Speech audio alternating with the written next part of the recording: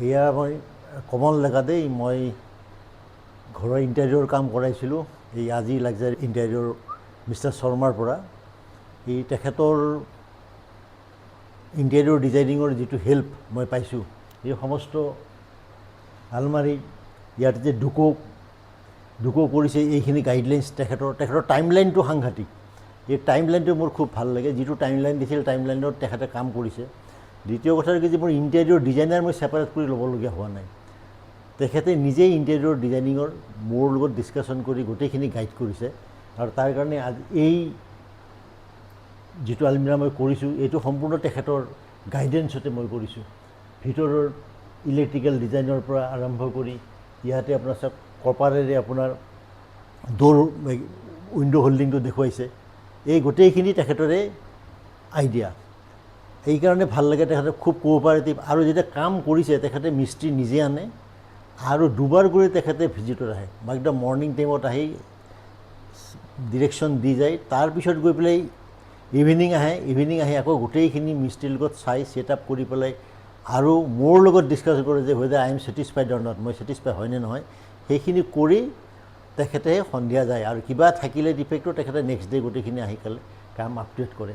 তাৰপিছতো এই কামখিনি কমপ্লিট হোৱাৰ পিছতো কিন্তু তেখেতে 3 মাহলৈকে আকৌ টাইম লয়। সেই টাইমৰ ভিতৰত আপোনাৰ যদি কিবা স্ক্ৰু নট যদি কিবা ঢিলা থাকে, সেইবিলাকো তেখেতে আহি পেলাই সেইটো তেখেতৰ কামৰ ভিতৰতে পৰে, সেইখিনিও তেখেতে কৰি মেলি যায়। এই বস্তুটো মোৰ তাতো আহি পেলাই তেখেতে কৰিছে, সেইটো আণ্ডাৰ কণ্টেক্টে থাকে তেখেতৰ লগত। খুব ভাল কাম, মই বহুত ছেটিছফাইড মিষ্টাৰ শৰ্মাৰ লগত। তেখেতৰ বিহেভিয়ৰ, তেখেতৰ এপ্ৰ'চ, তেখেতৰ টাইমলাইন, আৰু মই ভাবোঁ তেখেতৰ যিটো প্ৰাইচ যিটো কয় নাই, প্ৰাইচটো একদম মাৰ্কেটতকৈ মই কমত পাইছোঁ। সেই মাৰ্কেট কমৰ কাৰণে মই তেখেতকে মই কামটো অফাৰ কৰিছিলোঁ। আৰু এতিয়াও মই কাৰোবাক পালে, কোনোবাই মোক ক'লে ইণ্টেৰিয়ৰ ডিজাইনাৰৰ কাৰণে কিবা কাম কৰাৰ কাৰণে, তেখেতৰ নামটোৱেই মই ৰেফাৰ কৰোঁ। খুব ভাল লাগিল শৰ্মাৰ লগত। তেখেতৰ ল'ৰা য়ং যশৰাজ আছে, সেই ল'ৰাটো গোটেই কামখিনিও বেকআপ কৰি পেলাই চাই গোটেই। তেখেতৰ নিজৰ অফিচ ছেটআপ আছে, আমি যিকোনো সময়তে তাতে গ'লে অফিচ ছেটআপ পাওঁ। তাতে ডিজাইনৰ কৰি তাতে কম্পিউটাৰ আছে, কম্পিউটাৰত গৈ তাতে কম্পিউটাৰত বহি আপুনি আপোনাৰ কিবা চেঞ্জ কৰিব লাগে, সেইখিনিও তেখেতে তাত বহাই মেলি পেলাই তেখেতৰ মেন পাৱাৰ আছে, সেই গোটেইখিনি এক্সপাৰ্ট মানুহ আছে। ভাল অফিচ ছেটআপ, ধুনীয়া অফিচ ছেটআপ আমাৰ হাতীগাঁৱতে আছে। গতিকে তাত গ'লেও গোটেইখিনি সুবিধা পাব। আৰু মানুহ যে ওৱান্স এ কল, আপুনি তেখেতক ফোন কৰিলে কিন্তু লগে লগে ফোনটো আপুনি পাব। যদি এংগেজ থাকে তেখেতে কল বেক কৰে চিধাকি। এই বস্তুটো সাংঘাতিক, কাৰণ আফটাৰ চেল ছাৰ্ভিচটো ভেৰি ইম্পৰ্টেণ্ট। সেই ছাৰ্ভিচটো তেখেতে মোক দিয়ে। মই ৰিয়েলি ছেটিছফাইড। আৰু কোনোবাই ইচ্ছা কৰিলে তেখেতৰ দ্বাৰা কৰক, আপোনাৰ কষ্টিং কম হ'ব। মেইন হ'ল প্ৰাইচ কষ্টিং। দ্বিতীয় কথা হ'ল আপুনি ইণ্টেৰিয়ৰ ডিজাইনাৰ ল'ব নালাগে, তেখেতে নিজেই ইণ্টেৰিয়ৰ ডিজাইনিঙৰ কামটো কৰি দিব। সেই বস্তুটো খুব এডভান্টেজাছ পইচাত আপোনালোকে থাকিব। আৰু ৱৰ্ক কোৱালিটি আৰু যিখিনি প্ৰডাক্টছ, যিবিলাক বস্তু তেখেতেই চব মাৰ্কেটিং কৰিছে, এই গোটেইখিনি বস্তু তেখেতে মাৰ্কেটৰ পৰা আনিছে। কিন্তু মাৰ্কেটৰ কাৰণে মই বহুত চিয়ৰ। আৰু টাইমলাইনটো সাংঘাতিক হৈছে, এইটো কাৰণে ভাল লাগে টাইমলাইনটো। আৰু আপুনি চাওক, তেখেতে এখন মোৰ দৌৰ এখন কৰিছে। এইখন দৌৰ মোৰ মেইন দৌৰ, এইখন মেইন দৌৰ, এইখন ডুকো পেইণ্টিং কৰিছে।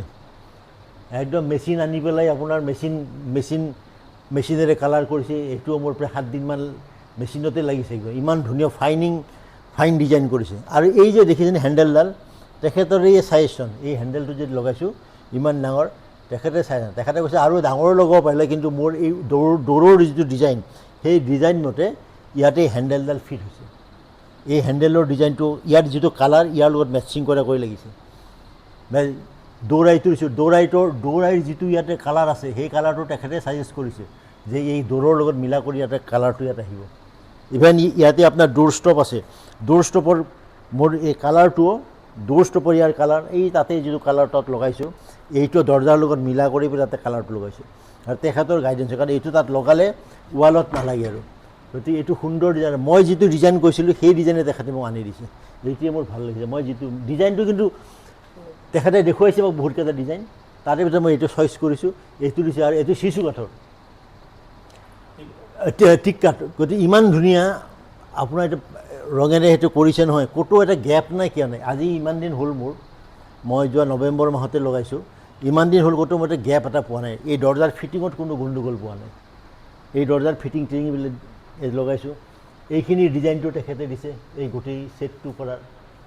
এই দৌৰৰ গোটেই ছেটটো তেখেতে দিছে আৰু এই যিটো লক, এই লকৰ ছাজেশ্যনটো তেখেতে দিছে যে এনেকুৱা লক এই যে কালাৰটো, লকৰ কালাৰটো চাওক, ইয়াৰ দৰজাৰ লগত মিলাই পেলাই আপোনাৰ লগত মিলাইছে। এই যিটো আপোনাৰ তেখেতৰ পৰা যিটো এক্সট্ৰা আপুনি এডভাইচ পায়, এইটো ডাঙৰ কথা যে এনেকুৱা লক গডৰেজৰ পৰা লক এই হেণ্ডেলটো লগাইছে, এই হেণ্ডেলটোতে ইমান দীঘল, চুটি নলগাব, দীঘল কৰি লগোৱা, এইটো এটা ডিজাইন এটা দেখুৱায় যে দীঘল কৰি দেখুৱালে এটা ভাল দেখিব।